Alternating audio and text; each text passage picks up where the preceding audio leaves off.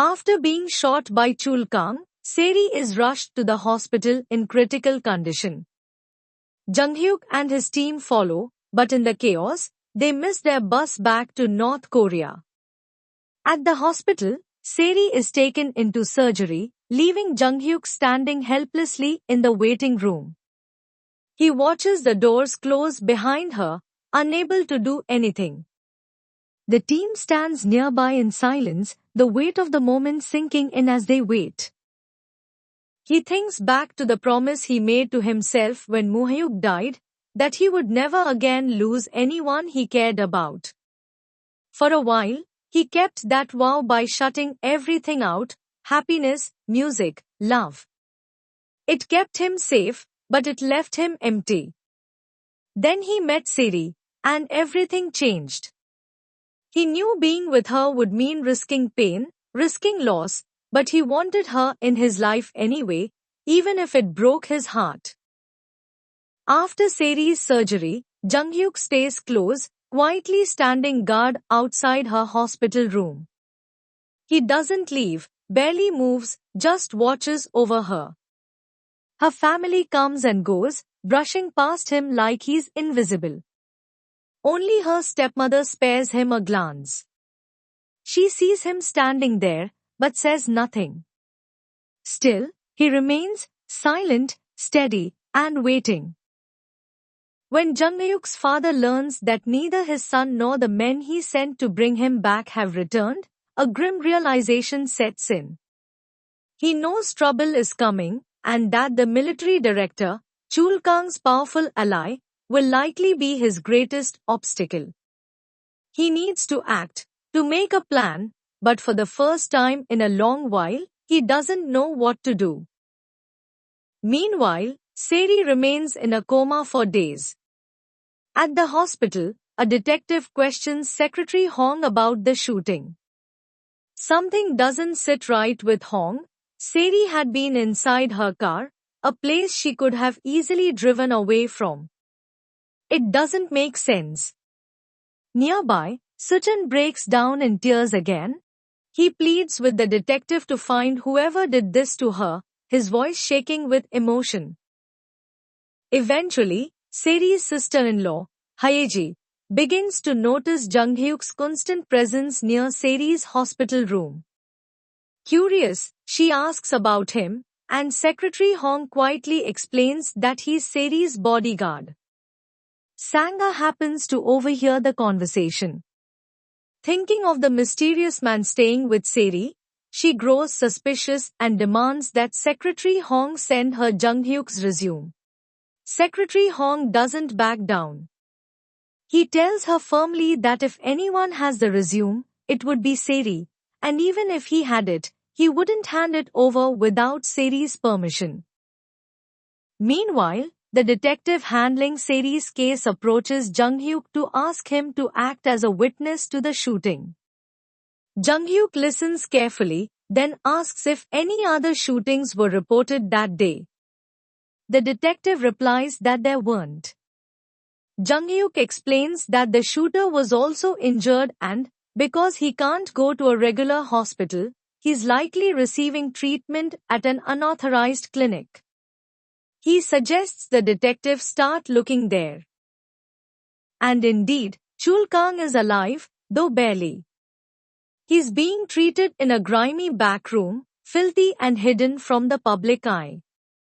Manager Oh, who patched him up, stands over him with a grim expression, demanding payment and telling him to disappear.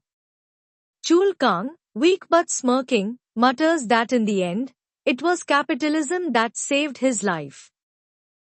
The senior colonel is finally released, and when he returns home, Younghae bursts into tears. Overwhelmed with relief and frustration, she yells at him for never listening to her warnings about Chulkang. Through her sobs, she scolds him for being so stubborn, blaming him for their son's foolishness, saying the boy clearly got his dumb brain from his father. Their son, standing nearby, shrugs and says, "She's not wrong." The senior colonel raises his hands in surrender, promising never to think for himself again, and pulls his family into a tight hug. To celebrate his return, the ladies throw a party. Younghae arrives in the blue dress Seri had altered for her, proud and emotional.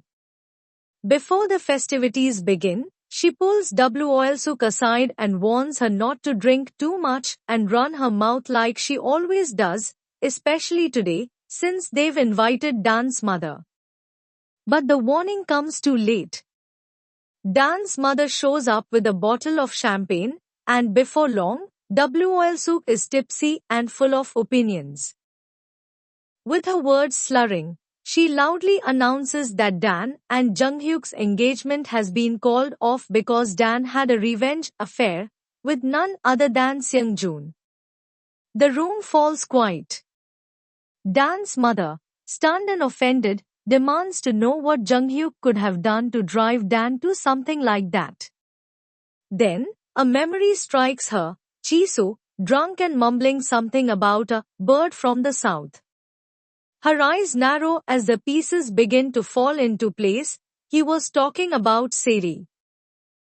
Dan's mother, still reeling from what she heard, staggers to Dan's apartment. On the way, she thinks about how insistent Dan has been lately, constantly reassuring her that she'll still marry Junghyuk, no matter what. When she sees her daughter, she doesn't scold her.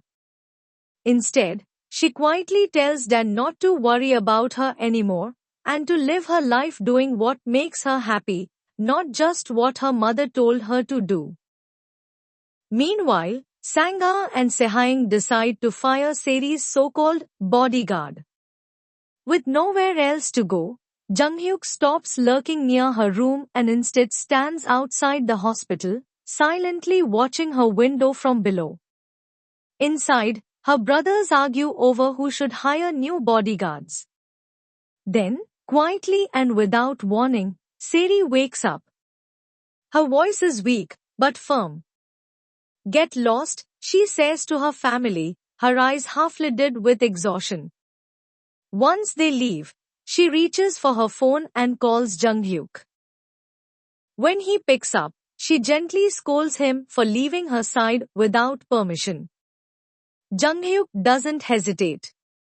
He runs back into the hospital and up to her room. The moment he sees her awake, the tears come, he can't hold them back. Overcome with emotion, he cries as he rushes to her bedside. He starts fussing at her, asking why she threw herself in front of a bullet for him. But Seri doesn't miss a beat. "You did the same thing," she says softly. Seri holds out her arms, and Junghyuk falls into them. They cry, releasing all the fear and relief they've been holding in. Before long, the teammates arrive, excited to see Seri awake.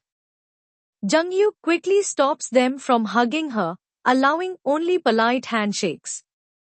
He then asks how they knew she was awake.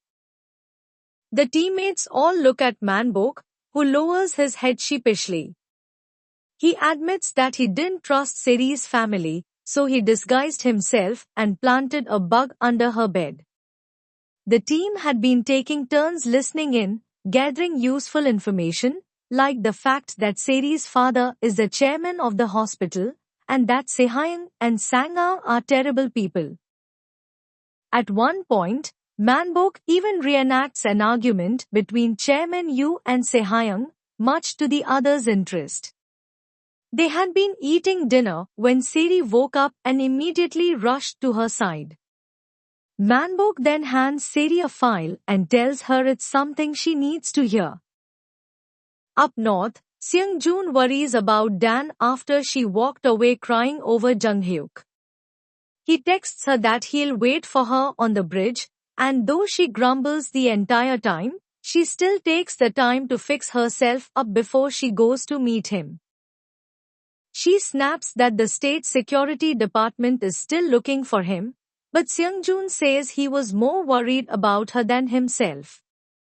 He confesses that he helped Junghyuk and Seri get together, and he offers to let Dan think of him as Junghyuk so she can hit him.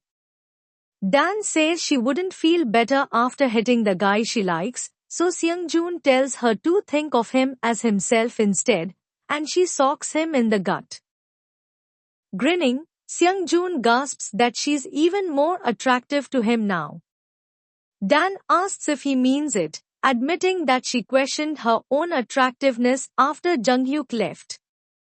Seung-joon reminds her that he doesn't lie to her and calls her a goddess, saying he can't hate her even though she's haughty and unfriendly. He says she makes him want to be a better man. Dan grabs him and kisses him, but then she makes herself shy and backs away. Seung-joon takes over, and this time Dan doesn't stop the kiss. Seri listens to the recording Manbok left for her. It's her stepmother speaking while Seri was unconscious.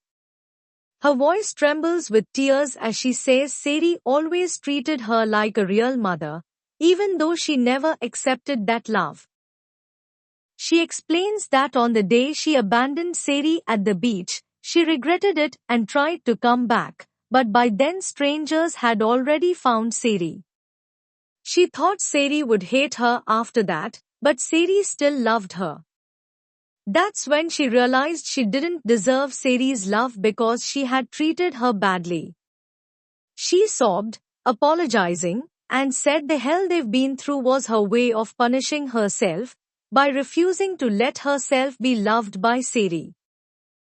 Jung-hyuk finds Seri crying over the recording, but she says she's crying because now she'll have a scar and won't be able to wear a bikini. Jung-hyuk tries to cheer her up by proudly showing her his many, worse scars, grinning when Seri acts impressed. He points to a scar on his face, but when Seri says she can't see it, he cheekily swoops in for a kiss. Just as he's about to kiss her again, the teammates walk in and assume the worst, especially since Jung-hyuk's shirt is halfway off by now. Kwangbum quickly covers Yoon-dong's innocent eyes. Meanwhile, high-level South Korean officials gather to discuss the tunnel Chulkang and Jung-hyuk used to enter the country. They found evidence of North Koreans infiltrating through it, including CCTV photos showing two men exiting the tunnel a week apart. The officials suspect these men might be involved in Seri's shooting.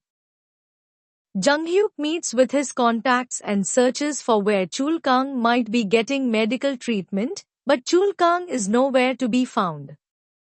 By the time Seri wakes up in the morning, Jung-hyuk is already back at the hospital. He hovers over her so much that the teammates can barely watch. They complain that the lovebirds display is making them nauseated. Jisoo even says, "We haven't eaten yet," but Jung-hyuk and Seri don't notice them leaving in annoyance. A reporter camps out on a rooftop opposite Seri's hospital room, managing to get a picture of Jung-hyuk helping Seri stand. Though the moment is innocent, Seri looks genuinely happy in Jung-hyuk's arms. When the picture is published, Hyeji recognizes Jung-hyuk's broad shoulders immediately. Seri isn't concerned and even likes the picture, praising the reporter for capturing a flattering shot of Jung-hyuk's back. Later, Sehaying tries to enter Seri's hospital room, but Jung-hyuk, acting as her bodyguard again, refuses him entry. Sehaying lets his two bodyguards attack Jung-hyuk, but Jung-hyuk flips them both to the floor with ease, then slams Sehaying into the wall. Sehaying backs down and leaves, growling that Jung-hyuk will regret this. From his hidden hideout, Chulkang sends an email to the military director containing evidence that Jung-hyuk is in South Korea. He promises to return soon with Seri and get rid of Director Ri, so the military director can take his job. The detective meets with Chairman Yu about Seri being shot, and Chairman Yu is surprised to hear about the recent incident with Chulkang in the parking garage. The detective shows him a photo of Chulkang taken from a car's black box and tells him that Chulkang came here from North Korea through the tunnel. Since Chulkang is after Seri, the detective plans to investigate her as well. Seri's stepmother meets with Junghyuk and asks how long they've been dating. The teammates watch them secretly, and Jomok says he's seen this before in dramas. Usually the rich mother either throws water on the guy or offers him money to leave Seri. The teammates brace themselves for Junghyuk's reaction, and Jisoo hopes he takes the money. But instead, stepmom pulls out a card from her wallet and gives it to Junghyuk. She says Seri has always been alone, so she hopes Junghyuk stays by her side and invites him to call her if he ever needs help. Junghyuk asks why stepmom can't stay by Seri's side too, because he thinks Seri would want that. Chairman Yu visits Seri in the hospital, accompanied by the detective. He asks her if she knows the North Korean man who tried to kidnap her.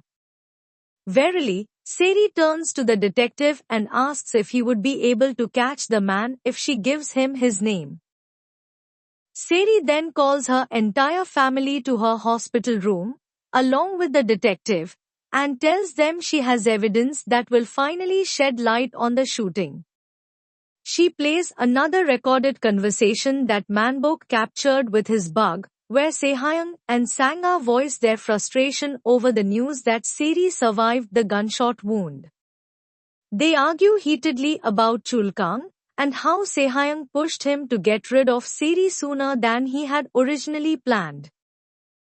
With his face darkening, Chairman Yu angrily orders Sehyung to resign from his position at Queen's Corp and coldly announces that he is no longer his son.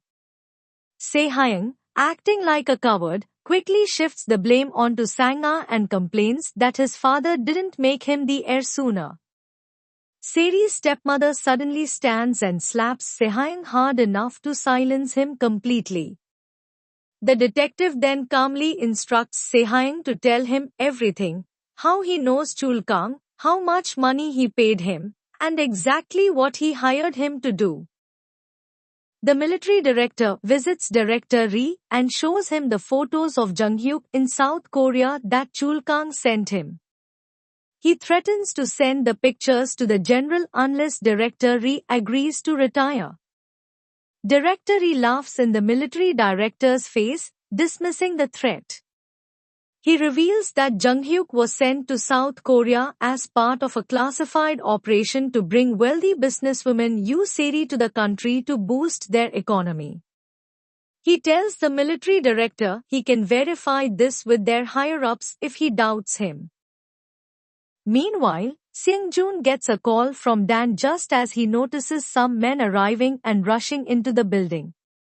He correctly assumes they're after him, so he sneaks into one of the nearby apartments and hides while the men break into Dan's place. Seung-joon then slips out and heads to the roof, wondering if this is how it all ends for him, and why he's thinking about Dan at a moment like this. Suddenly, the door to the roof opens, and whoever steps out makes Seung-joon's jaw drop. From his hideout, Chulkang makes a call. In North Korea, intimidating men approach Myung-suk and Wopil, Manbok's wife and son, telling them that Manbok was in an accident in Pyongyang. Chulkang also calls Sanga and reveals that Junghyuk isn't just a bodyguard, but a soldier from North Korea. Sanga immediately informs the detective. Meanwhile, Junghyuk's contact sends him a message with the location of Chulkang's lair. He gathers the teammates and tells them he must take action but they are not to leave Seri's side. He adds that if he doesn't come back, they must return to their families in North Korea. The detective and his team follow Junghyuk to Chulkang's hideout, warning them that these are elite North Korean soldiers. He tells his team to arrest Junghyuk and Chulkang as quickly as they can, but if it's not possible, to kill them. Junghyuk enters Chulkang's hideout alone with just his gun, and he catches Chulkang as he's about to leave. Chulkang says that Junghyuk can kill him, but that when he does he's as good as dead himself, and that his father will lose everything. They're startled by a bright light shining through the window, and the detective orders them to drop their weapons and come out. Chul Kang drops his bag and raises his hands, sneering that maybe the universe is finally on his side for once. Jung Hyuk keeps his gun steady as Chul Kang turns his back, hands still raised. Suddenly, Chul Kang spins around with a gun in his hand, and a shot rings out.